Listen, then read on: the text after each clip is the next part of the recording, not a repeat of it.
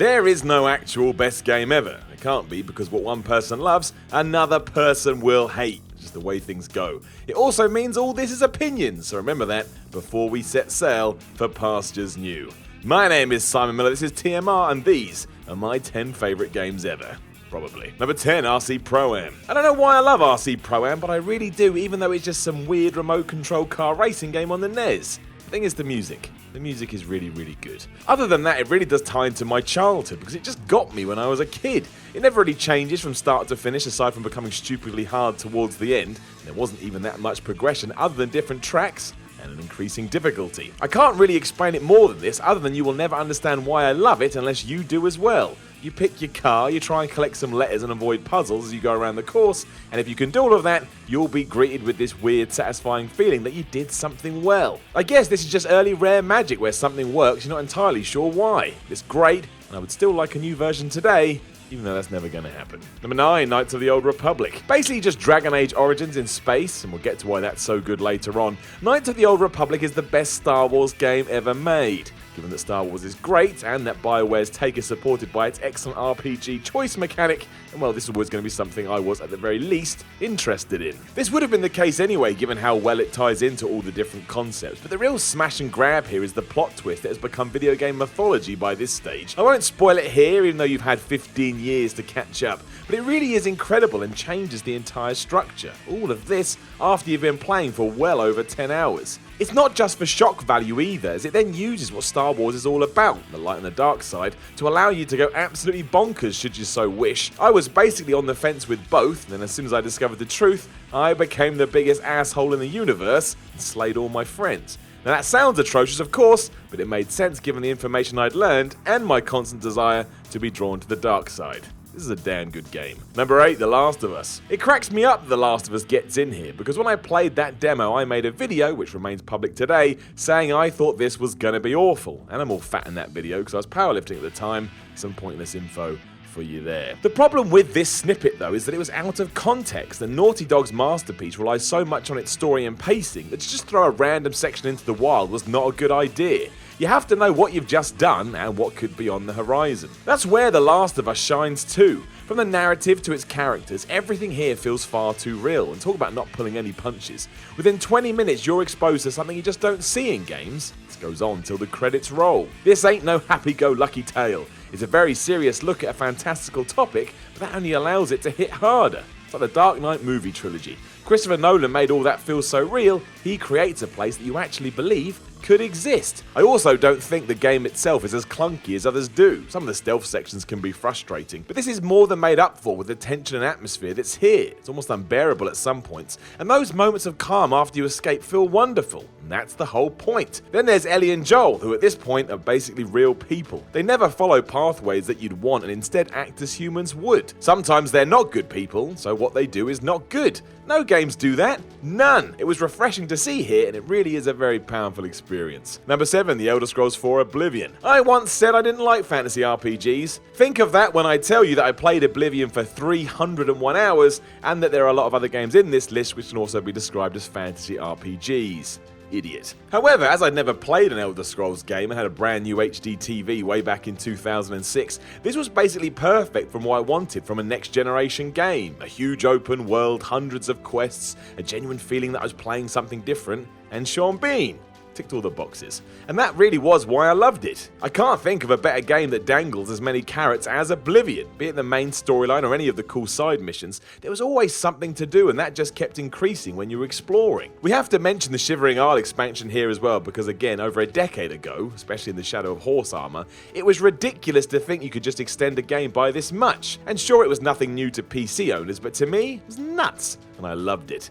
I prefer it to Skyrim too because of all its foibles, especially the reusing of voice actors. That was hilarious. It didn't make any sense, but gave Oblivion personality up the wim-wham. I could never play a game for this long anymore, but Oblivion sunk its teeth into the point I would run home from work to play it. Like a massive nerd. was worth it though. Number 6, The Legend of Zelda: A Link Between Worlds. You could give this to A Link to the Past too, but I was so in awe of what Nintendo did to recreate that vibe on the 3DS that I almost exploded. It's one of the best Zelda games there is, and would also act as a great gateway drug for those looking to get into the franchise. It's got everything you need. In many ways, that's why it works though. The SNES Classic still holds up in 2018, so taking that concept and just adding new dungeons, ideas and weapons results in one hell of a fine experience, and it's one I proudly gave 10 out of 10 to, and I stand by that right now. It means even more today given the direction Breath of the Wild went. There's nothing wrong with that as it's been shown given the reception to it, but I was always a fan of the expected structure and probably could have just enjoyed that till the day I died. That Link Between Worlds was kind of the send-off to that, just makes it even more special. Even the music here is brilliant as the 3DS goes above and beyond what you'd expect from a handheld device, and while any touchscreen elements are somewhat novel, it's the foundations which matter and they're brilliant. Plus, as ever, it takes you on one hell of a journey. You're a totally different person by the end of it, and you can look back and feel proud of what you've accomplished. And you saved the world.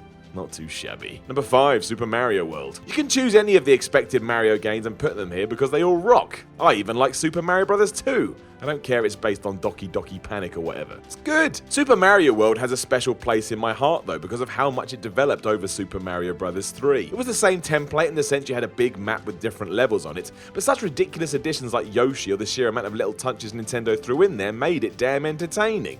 Plus it was on the SNES. I love that thing. Best console ever. Really, it's the platforming itself that stands out to this day. Even going through it now, you can see how intricate it is, and you have to be at least somewhat good at games to finish it, which proves that dumbing them down for children today is unnecessary. Nintendo just understood how to balance that with your 9 or 90. Also, look at the damn thing. If that isn't enough to make your heart sing, I don't know what is. It's attractive and colourful, and yet has a devious heart from hell when you get to the latter stages. So flippin' tough, especially if you're trying to complete the whole thing. It's the best platformer ever made though, and as a kid of the 80s and 90s, I'm clearly always going to be drawn to it. Just works. It makes me smile. Number 4, Gears of War. You know why Gears of War is great? Because it features 4 big dudes who just want to shoot the crap out of everything they see. Plus they're all bros, and it has active reload. It is absolutely the best shooter ever made. That really is why I like it so much too. It never takes itself too seriously other than the gameplay, and Marcus Phoenix is one of the best characters in gaming history. I'd throw all 3 original Gears titles in here too, as they all offer the same satisfying pop and stop mechanic, and that could also be played with friends. I mean honestly, what's not to like? Some people say it's the imbalanced narrative or the fact it's too over the top, but it's quite clear that was Epic's intention from the off. Just look at the design of the thing. Ultimately, it's just ridiculous fun and still is despite coming out over 10 years ago. I'm not sure what they can do going forward, but it doesn't matter. The Gears trilogy is the pinnacle of taking a gun in a game and shooting it at weird alien things. Give me some more. Number 3, Dragon Age Origins. It's hard for me to put into words why I love Dragon Age Origins so much, but I really do, and after one playthrough, I even went back to see what all the other Origin stories were about. It was all just so awesome. It was also one of the last games that BioWare kept simple before we started doing things like adding voices for the main character and all that jazz. That's not a problem, it's just the way of these things. That doesn't mean it helps a certain template. Having a silent dude carrying out all my decisions just made it easier to pretend it was actually me. And it was these decisions that probably made it as good as it was. Everything you did in Origins seemed to matter at some point, and the fact you actually grew to dislike or like fake people in the game was ludicrous. They weren't real, but at times they actually felt like my friends. That's a stupid thing to say. The main quest line was fantastic too and made you keep playing long into the night even when you didn't want to. There was always just something else to do or something intriguing you just had to go and figure out. All this is true even though the gameplay itself wasn't anything overly awesome. It did its job and was very PC heavy, but the real yet turn-based combat worked and some of the upgrades and moves you can add were awesome. You always felt like you were becoming more powerful and more skilled. In many ways, this is the best RPG ever made in my head. It was just great. It's a true shame BioWare never truly followed up on it in the way that I'd hoped. Number 2, Shadow of the Colossus. Providing a stark reminder after the PS4 release recently, Shadow of the Colossus rules because it would only work as a video game. It'd suck as a movie, would make no sense as a book, and it takes the premise of what games are and ensures that it ticks almost every one of those boxes, and it does so without relying on tropes that some people say all games have to have. A huge reason for this is because the premise is so simple. You're some asshole kid who will do whatever it takes to save his friend, lover, associate, whatever she is, And while what he does go on to do is a bit on the screwed up side, it's something we can all relate to. We've all had those emotional responses where we act in a way we wouldn't otherwise to try and save something we loved. And if that's slaying 16 wonders of the world, then so be it. Stab them in the head and be done with it. And that's cool point number 2, because you're essentially playing the villain of the piece. There ain't no heroism here. You've arrived in foreign lands and are wiping out the population for your own selfish needs. That as a concept wrapped around how it looks in the atmosphere, forget about it.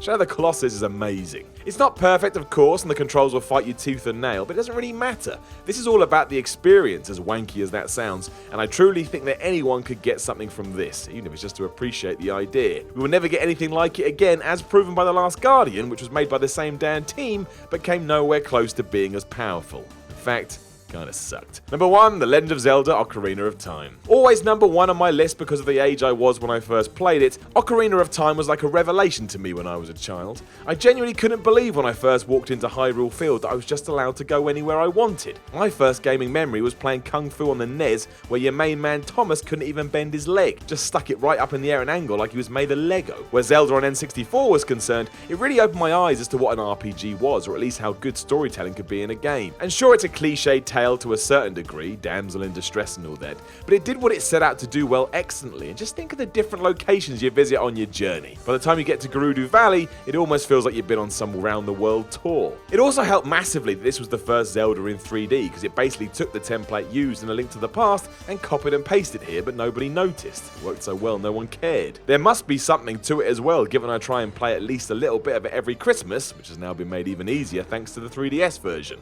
Regardless, this is my favourite game ever made, and it always will be. Can't muck around with a child's memories, which just protects this no matter what the future holds. That is what being old and cynical does to you. Now make sure you like the video, share the video, subscribe to the channel, leave a comment below and let me know how wrong I am, and head on over to patreon.com/Simon316. Give what you can, because that's what makes all these videos possible.